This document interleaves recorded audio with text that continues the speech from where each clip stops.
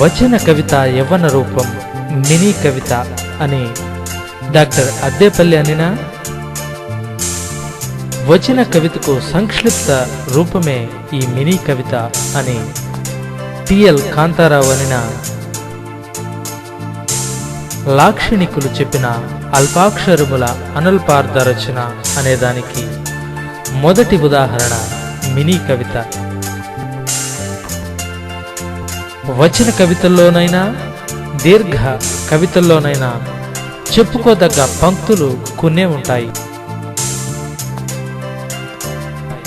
అందుకే ఆరుద్ర ఎన్ని గజాలు రాశాడన్నది కాదు, ఎన్ని గజాలు రాశాడన్నది కాదు, ఎన్ని నిజాలు చెప్పాడన్నది ముఖ్యం అని శ్రీ ఆరుద్ర అంటారు.